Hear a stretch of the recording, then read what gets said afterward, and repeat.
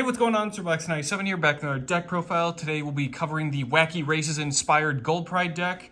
This deck is a little bit different in that a lot of the main and extra deck monsters kind of correspond to each other, so the cards we'll kind of cover in profile today will be a little bit out of the usual order.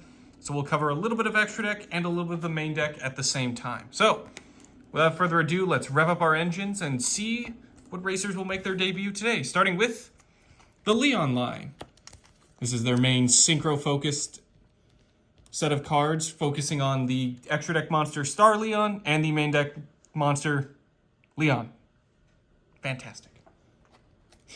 So how a lot of the main deck monsters work is if your life points are lower than your opponent's, you get to special summon them from hand, which is pretty easy to do with stuff like Upstart Goblin, any of the Solemn counter traps, but also a lot of their in-archetype stuff, a lot of their like Crowd Goes Wild and Better Luck Next Time will just make you lose life points, so that's pretty easy to achieve on your own.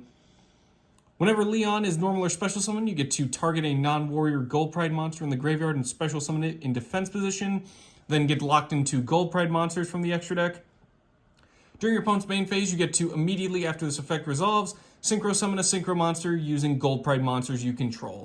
Your life points don't need to be lower for that synchro summoning effect to kick off, but it is kind of handy just to get that special summon, revive a monster, and then immediately during your opponent's turn, kind of like Formula Synchron, just synchro summon into a Gold Pride card, or at least using Gold Pride cards.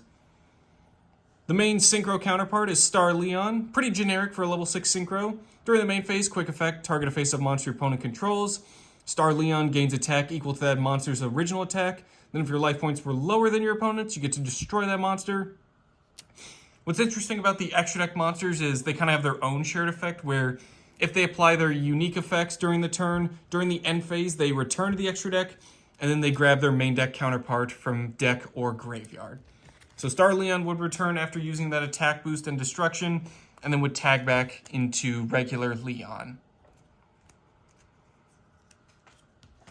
Moving on to the carry lineup, we have Captain Carry on the main deck and Chariot Carry from the extra deck. Starting with Captain Carry, same lower life points summoning condition. When she's normal or special summoned, you get to add a Gold Pride trap from deck to hand. If she's sent to the graveyard, either just by being sent through Foolish Burial, being detached as material, or used as an extra deck summon, you get to target a Gold Pride monster you control that came from the extra deck, banish up to 3 Gold Pride cards from the graveyard, and then the targeted monster gains 500 attack for each banished card. So this kind of helps boost up Chariot Carry, but how she works is 2 level 3s, so again, pretty generic. Detach material to then add a Gold Pride spell from deck to hand. Then if your life points are lower than your opponent, you get to send a Gold Pride monster from deck to graveyard, which would be another way to trigger Captain Carry's effect. And then during the end phase, if you use the previous effect, she'll return to extra deck, and in her place, Captain Carry will return from deck or graveyard. Up next, we have the Nitro lineup, featuring Nitro Head from the main deck and Nitro Blaster from the extra deck. Starting with Nitro Head, same thing, summoning condition, you get to special summon if your life points are lower. During your opponent's standby phase, special summon a Nitro token, a level 8 Pyro with 0 attack and defense to your opponent's field, can't be used as link material. During your opponent's main phase, quick effect, target a Nitro token on the field, destroy it, and then destroy all cards in this adjacent monster zone and spell and trap zones. So kind of like an interesting little gimmick here. A lot of the Nitro Blaster stuff involves destruction and also targeting adjacent zones. So with the token, you can kind of just place it accordingly, start popping it, and taking care of other cards. How Nitro Blaster works is we need 2 Gold Pride monsters with different levels. Target a monster your opponent controls, destroy it. Then if your life points were lower than your opponent's, destroy all cards in the adjacent monster zones and spell and trap zones. And then during the end phase, if that effect was used, Nitro Blaster tags out, and Nitro Head returns back to the field. Which is kind of nice, because then you can immediately start using those Nitro tokens during the standby phase of the next turn, and then immediately just start popping them as well during your opponent's main phase. Up next, we have the Baller lineup with Roller Baller from the main deck, Pinballer from the extra deck. Roller Baller kind of functions like Leon. Life points are lower, he special summons, but during the main phase, his quick effect allows him to fusion summon a Gold Pride fusion monster, using monsters from hand or field as material. Pinballer, how he works is he requires Rollerballer as a material, but also one or more Gold Pride monsters. If he's fusion summoned, equip face-up monsters your opponent controls to it up to the number of materials used. This is non-targeting, so it's a nice way to just kind of scoop up stuff.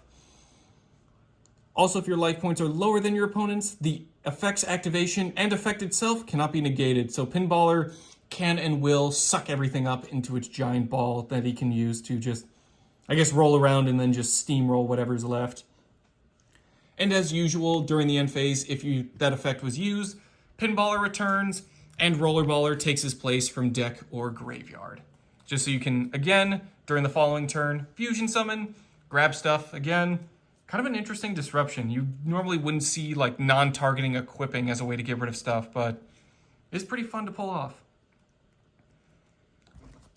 One thing worth noting is Captain Carey is a fiend, so stuff like Tour Guide is a nice little engine to splash in, but considering that Chariot Carey and Star Leon are pretty generic, I figured tagging in some level 3 Psychic monsters just to kind of fill out the levels would also come in handy. We have Psychic Tracker and Psychic Wii Leader at 2 copies each.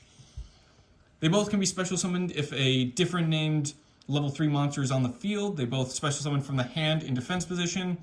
Psychic Tracker, if used as a synchro material, the monster that used it as material gains 600 attack. And then Wheel Eater, when used as synchro material, target a monster on the field with less attack than the synchro monster, destroy it.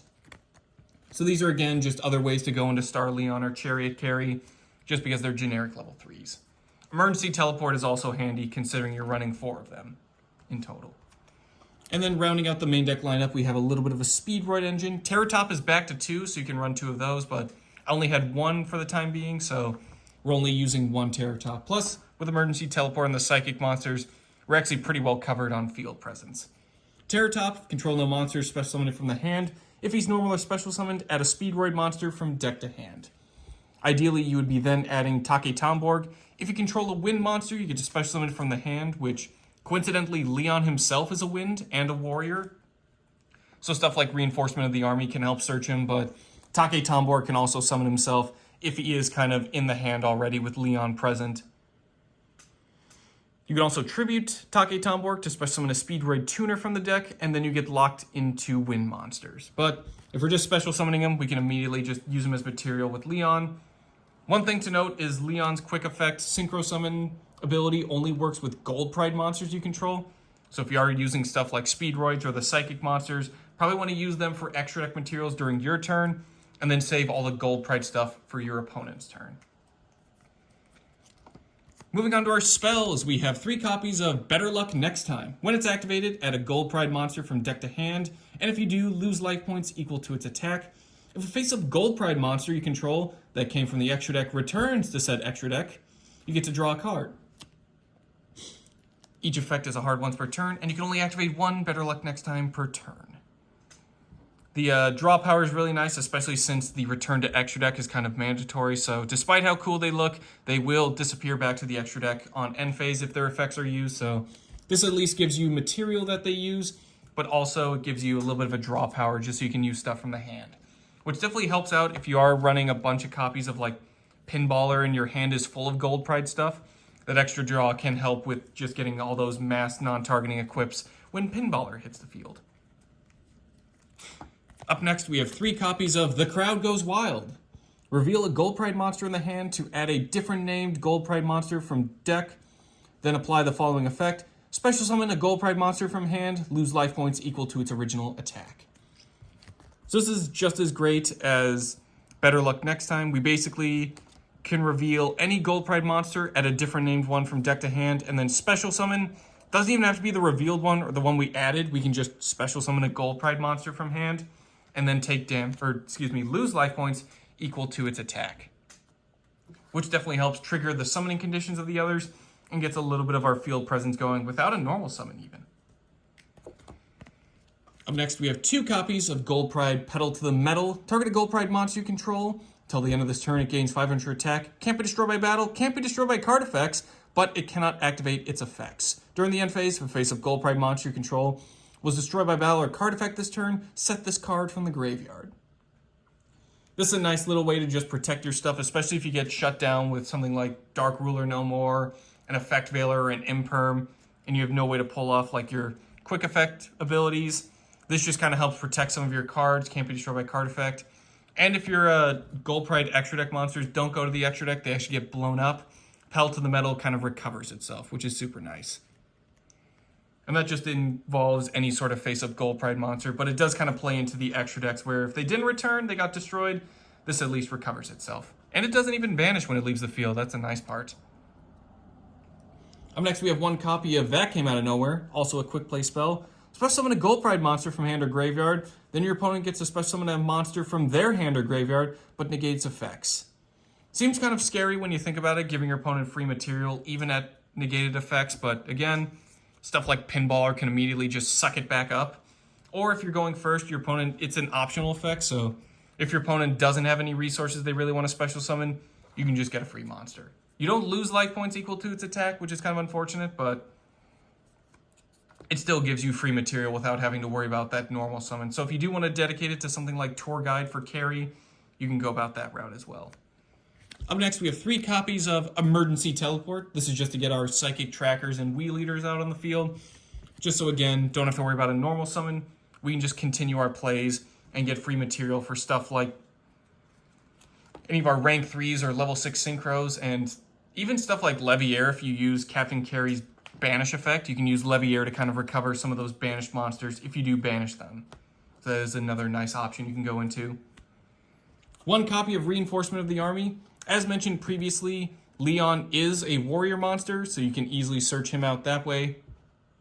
What's also worth noting is Star Leon isn't a warrior, he's a thunder monster, so Leon can recover the synchro as well, which is kind of nice. Up next, just for field clearing, we have 1 Raigeki, 1 Harpy's Feather Duster. Lightning Storm also works in place here too, but I figured just to kind of show off some of the other copies of Raigeki and Feather Duster we had, just to get rid of monsters and spells and traps respectively. Up next, we have 2 copies of Pot of Desires. As mentioned, now that Upstart Goblin's back to 3, that's another option you can go for. I unfortunately have ran out of said goblins, so if we do revisit this deck, we'll definitely include those instead, but that's another great way to just get your life points lower than your opponents. But if you just need to grab a couple cards from the top of the deck, Pot of Desires is the way to go. The Solemn Strike and Judgment traps also work at just paying life points just to sort of protect yourself, get rid of some spell and trap effects or monsters. And then obviously, since you're paying a bunch of life points, that would fulfill the summoning conditions for your main deck monsters, assuming your life points are lower in that case. Moving on to our traps, we have 3 copies of Start Your Engines. If your opponent normal or special summons a monster or monsters, target one of those monsters, reveal 3 Gold Pride monsters from your deck. They don't have to be different names, so in theory you could reveal 3 Leon. Your opponent chooses one of those cards to randomly special summon, and the rest get shuffled back in the deck. Then we destroy the targeted monster our opponent summoned. So again, you don't have to do different name stuff. If my opponent summons something and I choose 3 Leon, they'll randomly choose one, but they'll just randomly give you a different Leon. So it works pretty much that way. Plus it's a nice little interruption as you can then destroy that monster. So if your opponent really wants to commit to like a search or a normal summon, you can just pop that card, get yourself a free Gold Pride monster, and then go from your plays from there. And then finally, rounding out our trap and spell lineup, we have It's Neck and Neck. Target a Gold Pride monster you control or a Gold Pride card in the graveyard. Return it to the hand. If your opponent controls a monster with higher attack than your life points, banish this card and 1 Gold Pride monster from your graveyard. Special summon 1 other Gold Pride monster from your extra deck that specifically mentions that monster's name. So this is just a nice way, again, a little bit of interruption. It doesn't treat it as a proper extra deck summon, so Pinballer does not get its equip off, as it wouldn't be a fusion summon. But it does allow you to basically just put stuff out onto the field as you need to, especially considering Star Leon's is a quick effect, so we could then target something, gain attack, and then pop it, since our life points are lower, and then go from there. Which is really nice. Woo! That was quite the wacky race, I say. Definitely one of the more fun decks I've played through. It's just wild to go through searching everything, paying life points, or losing life points, and then immediately getting a field packed full of zany and cartoonish monsters. But that'll be a ton of fun. I know they did announce new support, so we will be revisiting this, obviously with stuff like some of the Solemn cards, Upstart Goblin being at 3, and even Terror Top at 2. So we'll definitely rework some of the main deck lineup and get some new cards featured for the deck. But in any case, that'll do for this version and updated deck profile for Gold Pride. Thank you all for watching, and I will see you all on the racetrack. Woo.